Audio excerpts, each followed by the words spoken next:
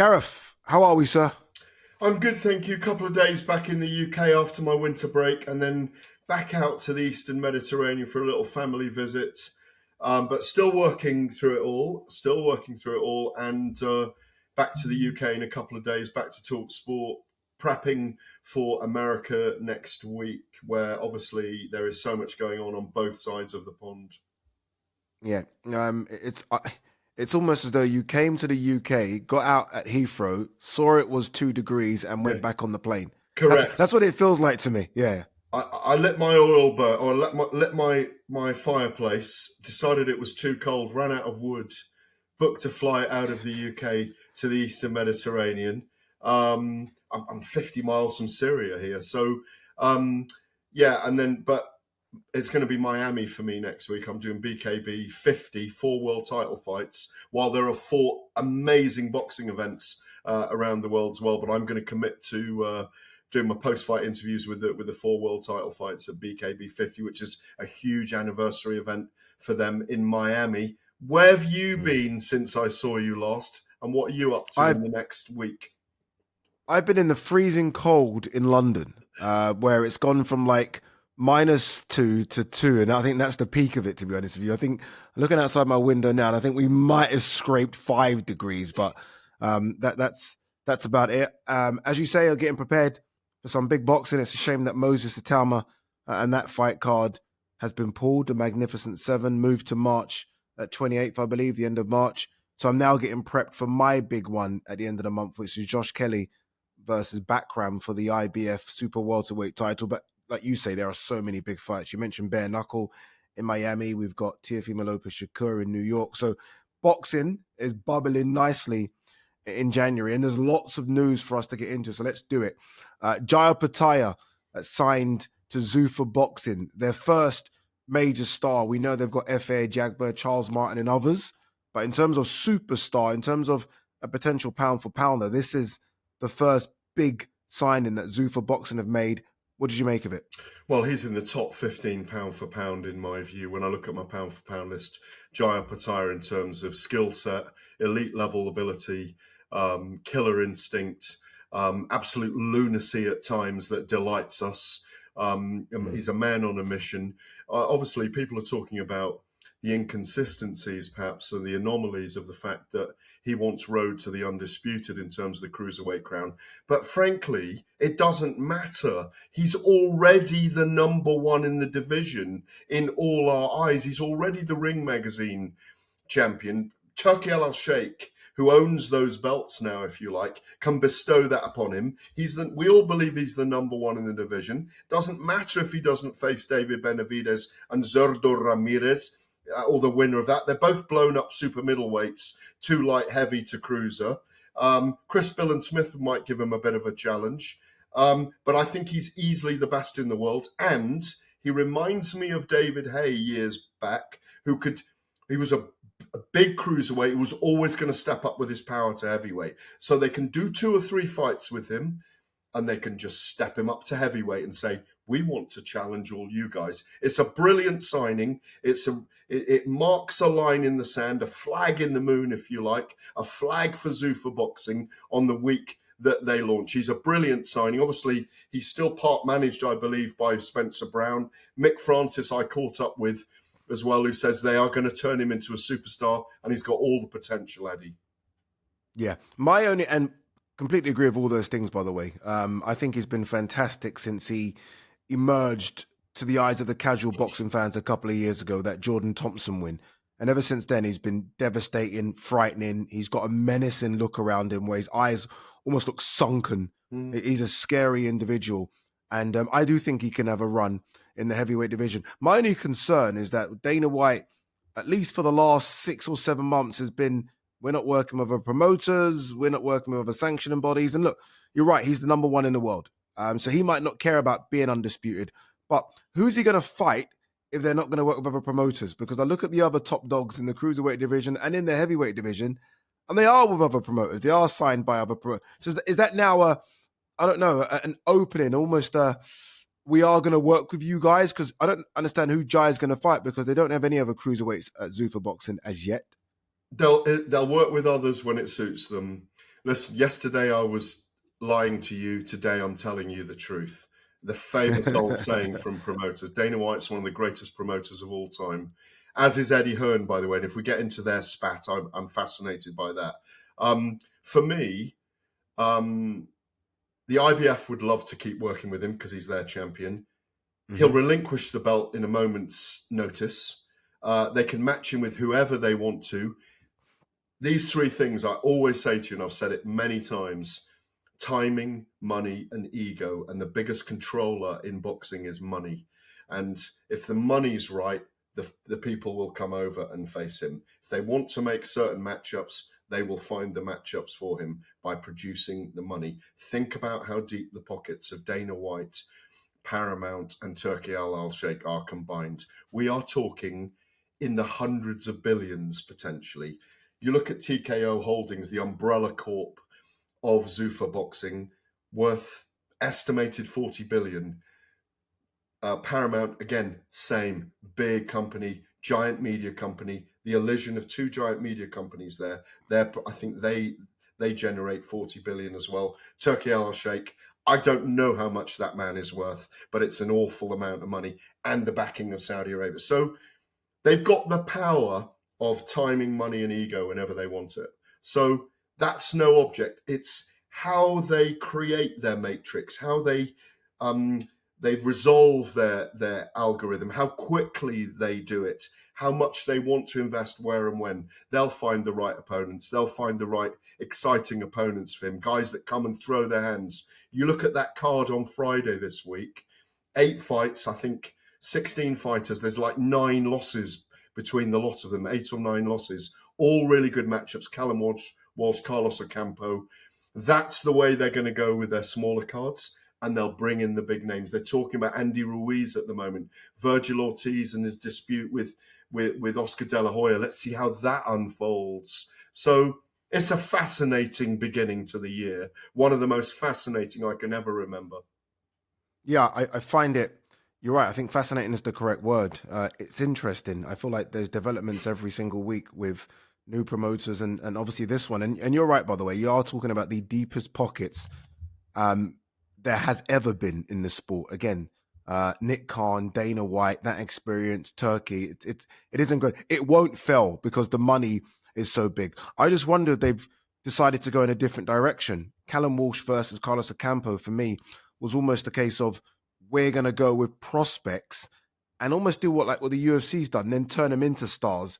I almost feel like they've now decided, no, we're going to sign stars and turn them into bigger stars. Like this Jai one surprised me a little bit because I didn't think they were going to go down that route. I thought it was going to be the Callum Walsh route, guys that are 14-0, 15-0, and not the Shakur Stevensons and not the Andy, not the big. I think they're going to make a play for everyone now, potentially.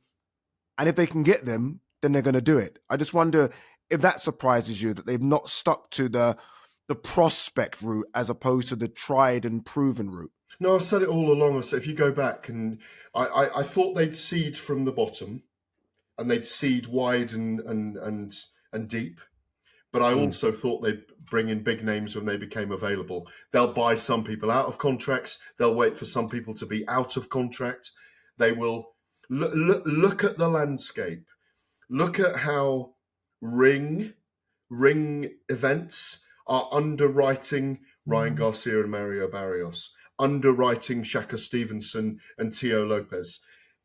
Turkey Al Sheikh goes giving gifts to big names, Conor Benn and Chris Eubank, gifting. When I mean gifting, I mean underwriting their big events, getting favour with those fighters, knowing that you can buy into boxing like you can't do with so many other sports. There's no governing body, world's governing body, remember, for this sport. So the new Cape Crusader is Dana White. I think there are holes in what he will try to do, because you can't do in boxing what you did with the UFC. You cannot buy out all the other promotions unless you buy Matchroom for $1 billion, unless you buy Queensbury for whatever it's worth, unless you buy Oscar De La Hoya's stable and buy Golden Boy and buy Top Rank. If they decide to do that, they've got the money to do it. I don't know whether that will happen. It may happen. It's a possibility. But I always thought they would build from the bottom, bring in big names as they became available for the bigger cards. This is a small hall card at the Apex, isn't it? They're launching soft. They're launching a little bit bigger in a week's time with Afe Ajegba, who's still in the top 15 in three of the sanctioning bodies, and Charles Martin, who he should beat formidably. They're talking about Andy Ruiz, as you mentioned. Virgil Ortiz could be. Slowly, they will build the stable from the top down as well, and in the middle, it shall meet. You mentioned the Dana White versus Eddie Hearn, or should I say Eddie versus Dana? I don't know which way to look at it. How upset will Eddie be? Obviously, Eddie's had a stake in Jaya Pattaya for the last 4 or 5 fights alongside Spencer Brown and Tasman fighters.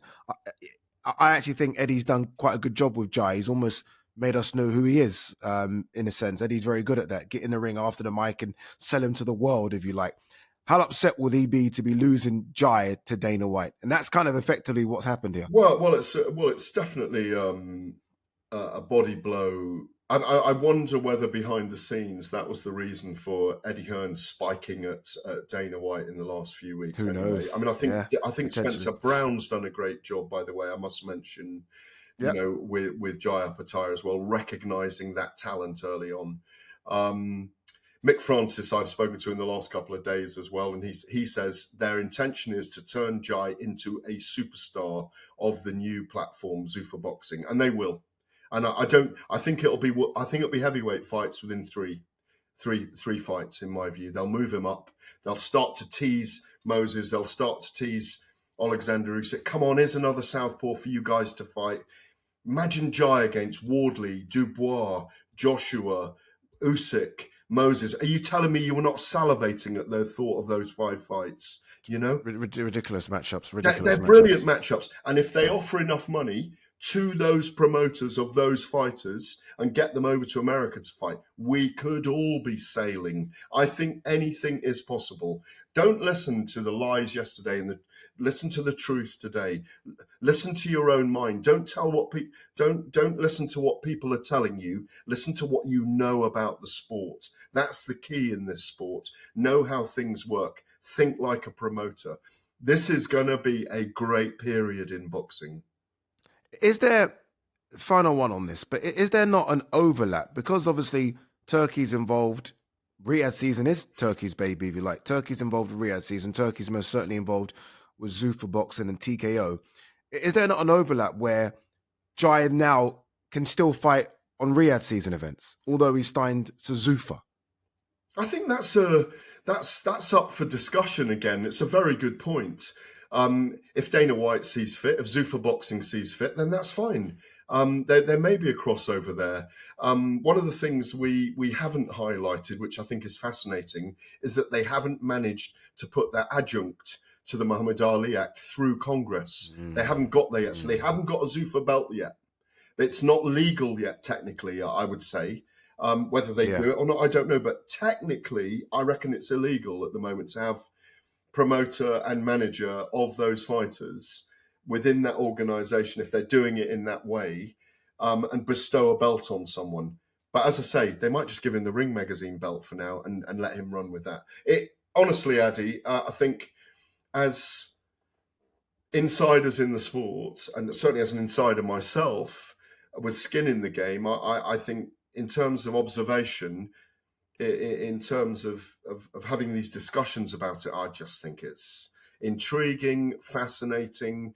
There'll be lots of pitch battles, internal battles, internecine rivalries. But in the end, I think it's all for the betterment of the sport because we're going to have great rivalries and great competition. I said final one. This is the final one. Obviously, the sport has changed a lot in the last 6 or 7 years, and you would have seen the change up close. I mean, 7 years ago, it was HBO, it was Showtime, it was Sky Sports Boxing, and those were the big fish, right? I mean, if you weren't on those 3 platforms, you were done. None of those 3 platforms are showing boxing anymore. How strange is that? Like, in the space of 7 years, the big behemoths have gone, and there's new monsters now emerging. Netflix, we're going to talk about YouTube, DAZN, CBS, Paramount. It's changing a lot, isn't it, boxing? I mean, it's still the same sport. It's still the squared circle, right? It's still the same gloves and the same fighters. But in terms of the broadcasters, the landscape has changed so much in the last 7 or 8 years. Well, 7 or 8 years ago, everyone was listening to us on radio live. Now they're going to watch this back on a YouTube channel or on a Spotify or on a notification on their way to work to listen to us tomorrow morning. And we run into those people like, oh, I love listening to your show every week. I listen to it on a Wednesday morning on the way to work on the tube. Streaming is it now. As you just mentioned, Netflix are giants. It's an app battle now. Netflix, expect Amazon to come, and I know more detail about this, and I will reveal more as time goes on because I'm in discussions with people at the moment who are involved with Amazon, and there's some fantastic things coming with Amazon. This is the streaming war now. This is the non-pay-per-view era, if you like, although there's still scope for some pay-per-view events. And I'll tell you this, I am so excited about Teo Lopez and Shakur Stevenson. I have not been as excited about a fight like this. I can't remember now that it's one of the best since Better Be Evan Bivol won, since that one, in terms of pure boxing fight, in terms of styles, boxer and brawler. That for me is a pay-per-view event, and it is pay-per-view, but it's also underwritten by His Excellency Turki Al-Sheikh and as a ring event. There is the nuance in boxing has shifted with these things and how we consume things digitally. Fighters can promote themselves now on their own platforms digitally. The world has changed, and boxing is at the forefront of the digital streaming revolution because it's theatre and it's entertainment, and it always will be. Yeah, I do wonder about the pay-per-view model in all of this, and I wonder if Shakur Stevenson versus Teofimo Lopez is the true test of whether pay-per-view in America for boxing still works. If that does great numbers, I think it continues. If it doesn't, I do wonder if people are going to be scratching their heads thinking if Shakur versus Teo can't sell pay-per-views, then maybe we do have to think of how we sell them. But if you look at what that streaming model is with a Netflix or an Amazon, and if you subscribe for the one event or for a month where it's £10, you know, they only need to pick up 2 million new viewers at £10 to, what's that, 200 million? I think it is, isn't it? You know, so yeah, it's so that's the new pay-per-view. That's the, you know, if you generate, I think DAZN are going to be very successful in the end, by the way, because I think they were the first to do this, and I think they'll get their recognition eventually, and I think it'll come on board. I've always joked about that thing with you. I've said it so many times. Maybe Amazon and DAZN will become Damazon at some point, you know, where there's a buyout and the whole ecosystem and the whole structure kind of suddenly melds together. This is all going to happen in the next 2 to 3 years, all of it. And we are going to be going, oh, okay, that is where the revolution came. We used to watch Star Trek with the flip phone, didn't we? You know, and they beamed you up back to they beamed the staff back up to the spaceship. We're almost in that era right now. I think we're going to be seeing fights on the moon in Starship soon. All right, on that bombshell, you're listening to Fight Extra on talkSPORT 2. Up next, from one new promotion to another, we're going to hear from CEO of IV Boxing Promotions, Ed Pereira. You're going to hear this man's name a lot in the next few years, who intends on breaking the record for the most attended event in boxing history. That's coming up next. Strong. Yeah. Okay, cool. I'm going to sneeze 1 second.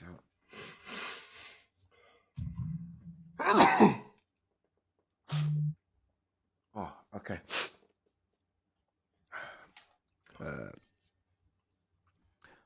Welcome back. You're listening to Fight Extra on talkSPORT 2. Adi Oladipo, the great Gareth Davies. All right, more change in the world of boxing. So look, Zuffa Boxing is set to make a disruption this year, but could they be outshined by another, some might say bigger disruptor. I'm not quite sure. iVisit Boxing has announced ambitious plans to break the world record for an attended boxing event in San Francisco by staging an event to host 140,000 people. You heard that number right, 140,000.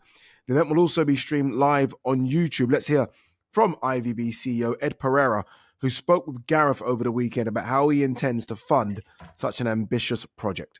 If you look at the sponsors in boxing right at the moment, they're not that level. And, they're doing, the promoters are doing a great job of selling sponsorship, but you're not talking FIFA level, you're not talking Premier League level, you're not talking at Barclays.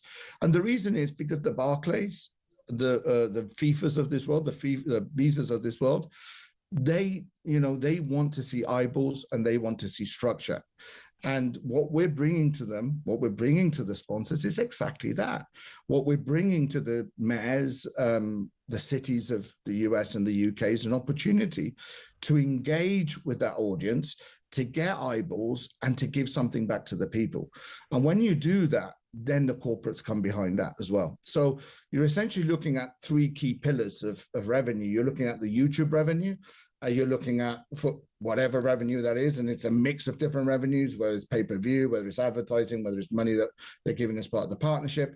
The second kind of pillar of revenue is the ticket sales. That, listen, if someone was telling me that movie, if you build it, they will come. Yeah, I think people are going to want to buy tickets for this event. That's what's really exciting. So if you have X amount of tickets, but it will all come down, Ed. It will all come down to who's fighting and who's on the card. That's that. At the end of the day, it's who it comes down to, what the storyline is, what the narrative is, and do we want to see those guys fight on a Saturday night if the 11th is a Saturday night of July?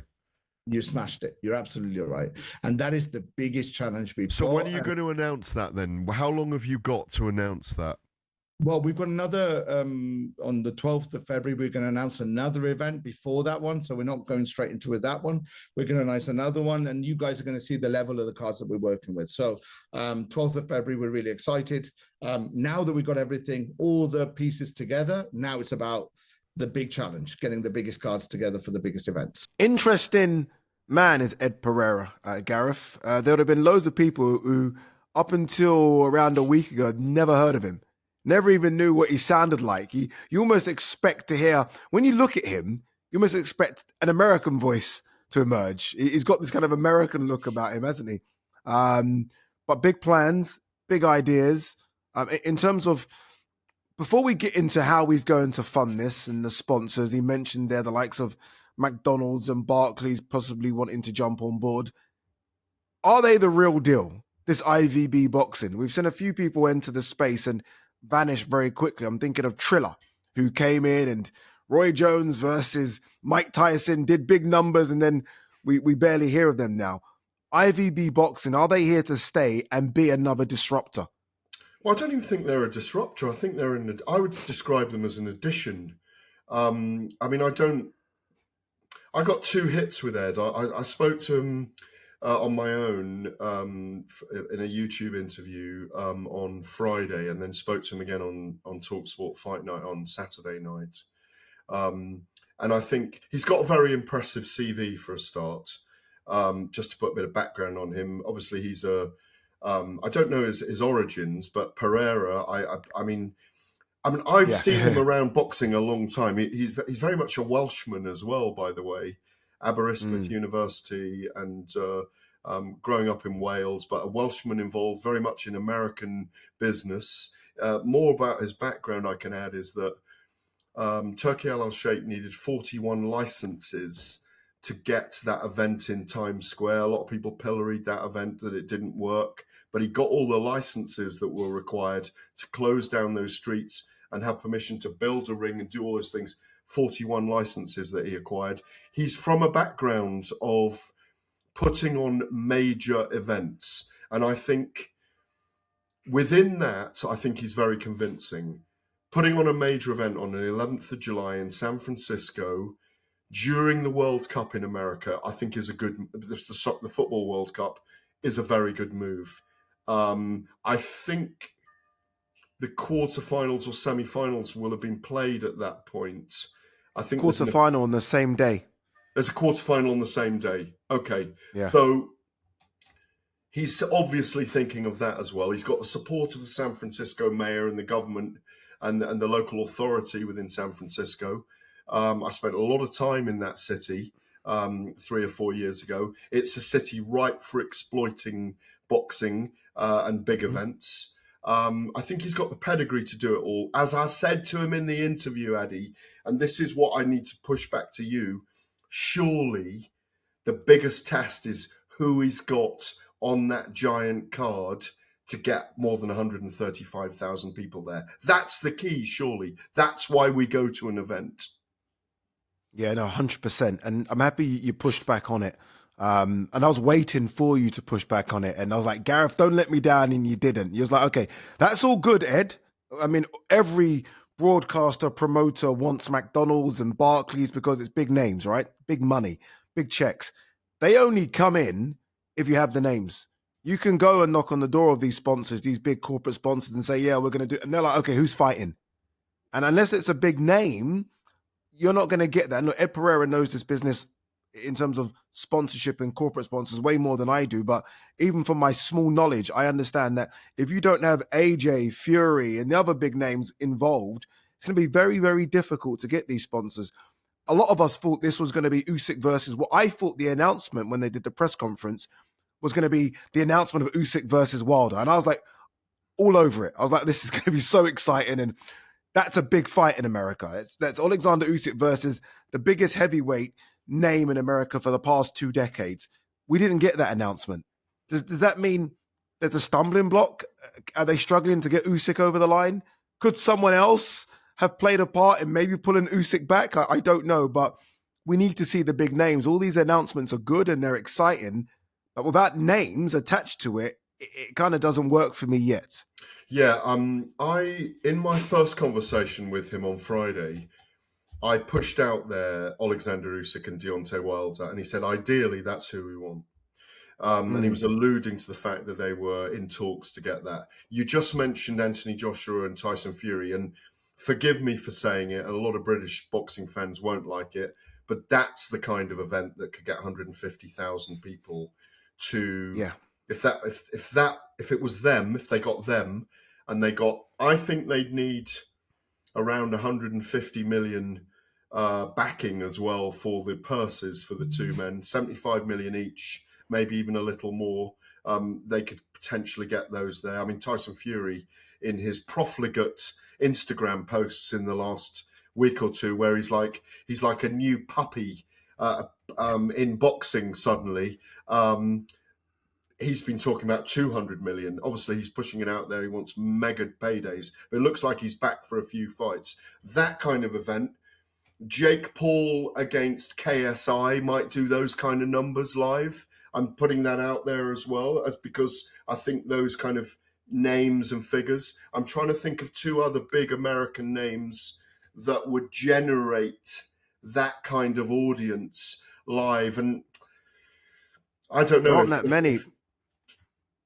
There aren't that many. One's just retired. No. And the other one in Canelo has just agreed to fight on Riyadh season in September. Yeah, but Canelo against Crawford in a rematch might be one of those that might work. Sorry, my light's just gone out here. But it needs something megalithic in order to get 150,000 people there, because I think you could get 150,000 people to a big enough stadium in the UK to see AJ against Fury, but that's probably the only fight that would get that number of people. Yeah. I just, look, and I hope it succeeds, because ultimately it's the sport I love and it's more eyeballs on the sport. Fighters sound like they're going to get paid, which is all well and good. I just felt like I heard a lot of noise, a lot of huff and puff. And again, I was glued to the Instagram, like, okay, this is going to be incredible. And then I felt like I didn't get what I wanted. But that's maybe me being impatient. Maybe it will come. Again, you mentioned Ed Pereira was key behind that Times Square event. And although that event didn't quite work, they still did an event in Times Square. So you have to applaud it. It's still quite a brave effort. And maybe the execution was a bit off, but he's clearly a man in the know when it comes to boxing. I think the biggest thing he announced, rather than the fact they're going to break the world record and all that hoo-ha, was YouTube. Yes. Because again, you mentioned, and we've always mentioned Netflix and the numbers and Amazon Prime and the numbers. YouTube blows them out of the water when it comes to numbers in terms of potential eyeballs. So I think that's the biggest thing, and they should have gone massive on that. Like, we are doing a deal with YouTube, and I think what is it, a 12 fights a year, 2-year deal? Am I correct? And that's how it's being structured? But I think the key, crossing the T's and dotting the I's on this and looking at the devil in the detail, or we need to know exactly what I think they're going to do multiple languages, multiple streams on YouTube, but we need to know what that deal is with YouTube. Yes, we know that 2.7 billion users on YouTube every month is part of the fact that this is key again, that this is one of those big players. As you say, it is the last thing in the piece here is the YouTube relationship. But I want to know exactly which team with YouTube, which team they've signed the deal with, how deep it is, how much YouTube are going to push this out for them, or is this just a punt right now? I think my reading, I mean, I like Ed, and he does understand the boxing industry. My reading of this is they've gone quite early with the announcement. Yeah. They did the fact that it was, I think, the press call. I think what they didn't want to be was swamped by the World Cup. I think they wanted to get it out that it's going to be San Francisco. They want to get it out there. They want to break a record of 135,000. I don't think that really matters in it too much. But what we need to know is the card, the names, the how many cards are projected already, and who's on them. That's the key thing, and who's the money behind it. And if the money is big, if it's Turkey Al-Sheikh behind it, they've got a relationship with TKO, which I doubt they do. I think they're going alone with it here. Those are the key things as to whether we assuage or not, whether it's going to be a success. As I said on Fight Night, I wish him all the best with it. He's another player in the game, and if he can make it work, it's good for everyone in boxing. Okay, how many? And sorry to put you on the spot with this question, and it's more, I don't need a specific number. It's almost a case of just a debate here. How many superstars are in the sport of boxing? And the reason I asked that for context, context is that I almost feel like it's being spread too thin. Like, I'm happy for people to come in and say they're going to do this and do that. I'm like, there aren't that many superstars, like real needle pushers in the sport of boxing, where we need these many players. I think that's why Riyadh season took off and did so well, because it felt like, apart from Gervonta, it felt like everyone was on Riyadh season. It's like, okay, this is exciting because everyone's on one platform and we can see it. I almost feel like there's almost now far too many, and everyone's saying we're going to have the biggest fights. I'm like, there aren't that many big fights to be made. There aren't that many superstars. There's so many good fighters, but superstars I'm not sure about. There's probably about 10 in the world right now. And I'm going to include in this, you'll think this is controversial, I'm going to include Manny Pacquiao and Floyd Mayweather. Because if those two fought again and it was promoted in the right way, even though you don't like this, that could well happen again. And that could be an event because of the mess that Floyd Mayweather's created around him, because of the interest in him that's almost disinterest. It's kind of counterintuitive because of the size of Manny Pacquiao. I mean, I had Manny Pacquiao on stage at the IBA conference with Deontay Wilder and Sonny Edwards talking about the DNA of being a champion. Man, he's so impressive now. He is such an amazing speaker. He has an incredible presence about him.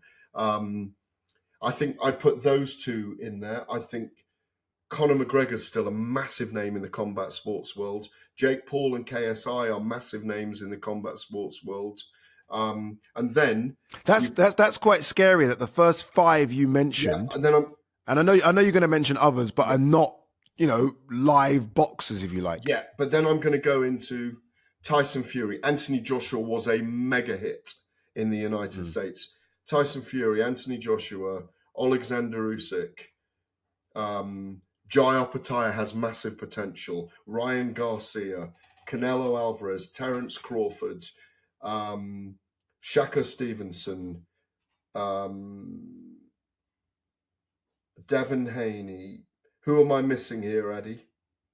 I think you've already hit the limit Maybe. in terms of superstars. Maybe. In terms of like, those stadium fillers, those YouTube Goliaths, if you like, pay-per-view monsters. I think that's it. You could bring Vasyl Lomachenko back, for example. I think he's not a superstar. I think you could make him a superstar in a certain fight.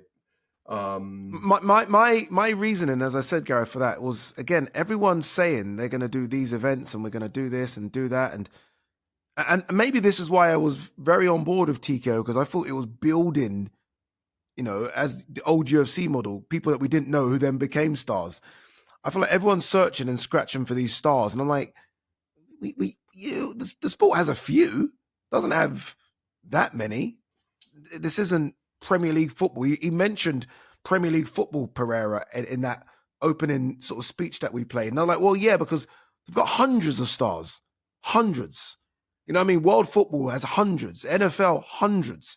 NBA, the same. Boxing, not many. Naoya Inoue and Nekatani and Bam Rodriguez, I'd add to that mix as well. You're right.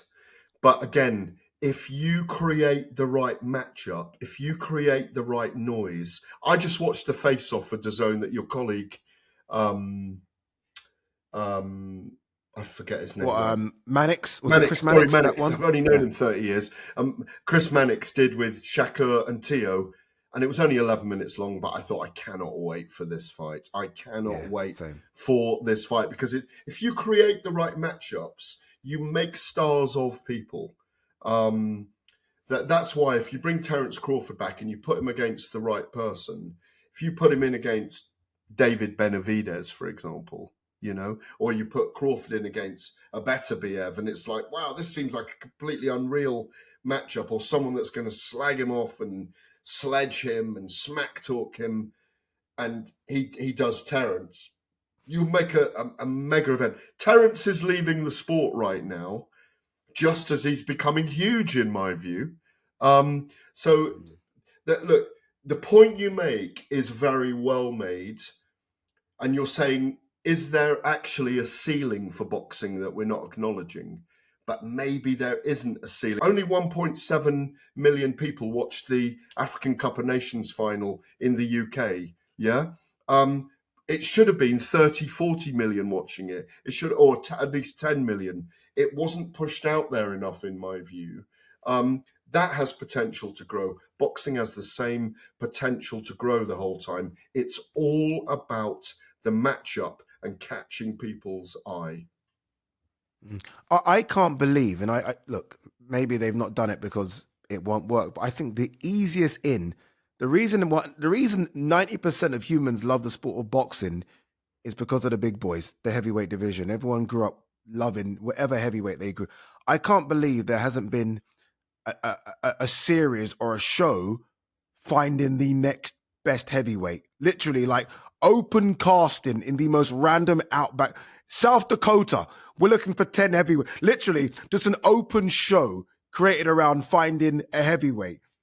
2-0 versus 15-0. I'm guaranteeing you will create a star from that. I don't understand how America, which has 360 million people, don't have this 6'6" monster lurking around in the outbacks, ready to kick ass. Don't you remember I came back from Crawford and Canelo in September saying exactly the same thing, and I'd had an interview with Oscar De La Hoya in which I was saying, why on earth aren't you in America going around the whole, picking 100 people, creating a reality TV show, 5 million for the winner, 1 million for each of the quarterfinalists, playing out over a year, and then having 6 guys who've emerged from NBA, from NFL, from hockey, from ice hockey, even from baseball. People have got absolute power in their arms and their physicality who are able to become household names. And I've said it over and over again. They did try it for the Olympics at one point where they housed... Charles Martin came out of that program, believe it or not. They need to to look at doing this in America, and they will find heavyweight champions. But the world's changed, and people go into, look at the deals that NBA players get. You look at the deals that even football players get over there. Now you look at the deals that NFL players get. It's extraordinary. And people don't want to go into getting punched in the face. But your theory is right. My theory on it 3 months ago, 4 months ago was right. If they did it, it would be a success. We may see Turkey and Dana go for this at some point and do that because they've got the funds and they've got the paramount to be able to do it if they really want to do it. Yeah, I guess we have seen something similar with Dana and the Contender Series, which birthed so many incredible stars in the UFC over the last sort of 20 years. So, all right, let's wrap up by talking about the current WBO heavyweight world champion. That man is Mr. Fabio Wardley, who wants to be back in the ring in the spring. There have been rumors of many different opponents, one of them being Derek Chisora, an all-British showdown potentially with Daniel Dubois. I guess if you're Fabio Wardley, you're likely to get anyone. You've got that pulling power now. He's a ticket seller. He's a big name. His fights are exciting. And he's a world champion. One man we know he's not going to get is Alexander Usyk. That doesn't seem to be anywhere near happening. If you are Team Wardley, Gareth, what fight makes the most sense right now for where you are, where your stock is, and where you want to be in the next sort of 12 to 18 months? Well, Addy, you just mentioned it there. It's Derek Chisora. It's the perfect send-off for Derek. Derek will give him a competitive fight. He's the favourite in it. He deserves a fight like Derek Chisora. You can get 30,000 at Portman Road for that contest. That's the fight that makes sense for both of them. But Fabio against Daniel Dubois, Fabio against Ajit Kabayel, Fabio against Tyson Fury. And there's been talk about that as well because Alexander Usyk's put it out there. If I am to face Tyson Fury again, it has to be for the undisputed title, which means Fury needs to win that WBO. So there's loads of options for Fabio. I like the Derek Chisora fight. Yeah, I initially when I heard that, I was like, but now I realize it makes sense for both parties. Chisora is desperate for a big one, the send-off. He has a chance to become a world champion. Obviously, he'll be a massive underdog, but he has the chance. And for Fabio, you almost get that pulling power that Chisora brings into fights. So automatically, it's a big fight because you're fighting Derek Chisora and it's his last fight. And, you know, you've almost got a chance to slay one of the best from the era before, if you like. So I think it makes sense. I'll be surprised if it doesn't happen, if I'm honest with you. Is that a big enough fight? Like we've seen a stadium fight with Wardley, Justice Hooney, small stadium, but we've seen that. We've seen him do the O2 Arena with Joseph Parker. Is it stadium or arena, that type of fight? Oh, no, I think it's definitely a stadium fight.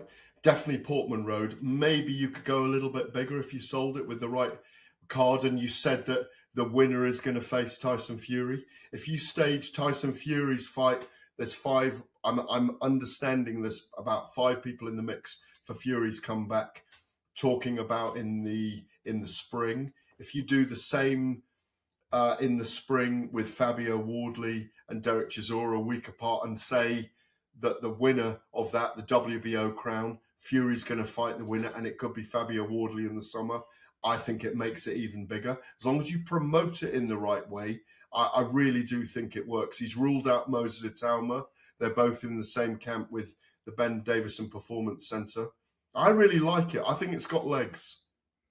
You know what I think, or someone I think needs to be in this discussion. I was in Germany, as you know, a couple of weeks ago, and it sounded like 60,000 people were in that arena.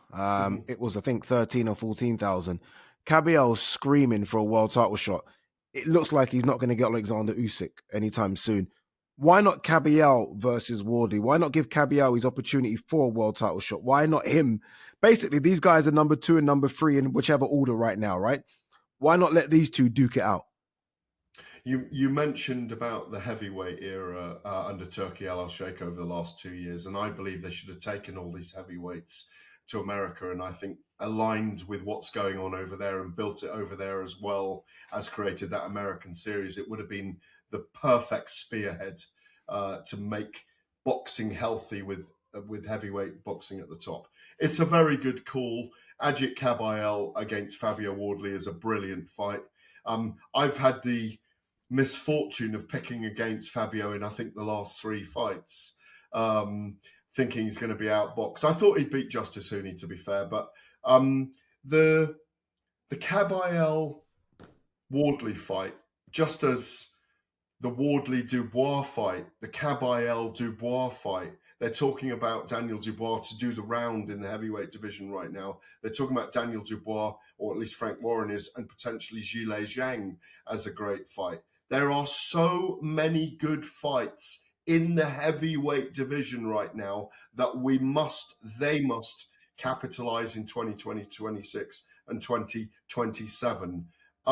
I agree with you. I think Kabayel deserves a big fight, but they might as well just build him in Germany right now. Take him to a 30,000 arena the next time. I spoke to Spencer Brown about the success of that event a couple of days ago, and they are cock-a-hoop at how big he's going to be in Germany. Fabio, I'm sure, would fight Kabayel. It's a very hard fight to pick. I'd probably still pick Kabayel in that fight against Fabio, but you make a very, very good point. Yeah, I think everyone, including Spencer Brown and George Warren, were maybe a bit surprised by just how quickly that sold out the Kabayel fight. So I do feel like there could be a couple more higher than Damien Niebuhr, obviously, but I feel like there might be a couple more there just to, as you say, capitalize on this newfound fame that Kabayel seems to have. Let's quickly wrap by, you mentioned him, Daniel Dubois. There's this talk of Zhilei Zhang that isn't going away. Looks like Daniel Dubois will come back and it won't be a gimme or a layup. It's going to be a big one. I'm happy with the Zhang fight if it is. And that's a hell of a run that Dubois has been on if it is Zhang. That's Usyk. What is it? Usyk, Miller, Hrgovic, AJ, Usyk, Zhang, potentially. That's a crazy 6 fights. Absolutely. And there's still Fabio to come. There's still Itauma to come. There's still... Who else is there for him to fight who he hasn't fought yet? Wardley, Itauma, Martin Bakole, maybe Parker. Who knows? So, Daniel Dubois is exciting against anyone. He might lose 3, win 3 in his next 6, but it doesn't matter. They're all going to be entertaining. He's either going to seek and destroy or get destroyed himself. Yeah, there you go. All right, guys, we've been everywhere on today's show. Hope you guys have enjoyed it. Busy show, loads to talk about. We touched on IVB boxing. We'll obviously be sort of ears to the ground, glued to find out what next for them. Zuffa boxing, first event coming up this Friday. Callum Walsh versus Ocampo. Loads going on. And obviously this is the place to kind of keep you locked in with all that information. You have been listening to Find Out Extra on talkSPORT 2. Big thanks, as always, to the big man, Gareth A. Davies. Get home safe again. He's abroad again, people. He's abroad again. Get home safe. Back to the UK. When are you back, by the way, very quickly? Thursday, back for talkSPORT Saturday night, and then off to America on Tuesday. Off to Miami. This is a guy that clearly just doesn't like the cold weather. Remember, if you've missed any of this show, you can listen to it as a podcast. Find it under the Fight Night banner on the talkSPORT app, on YouTube, or wherever you get your podcast from. We'll be back as always next week.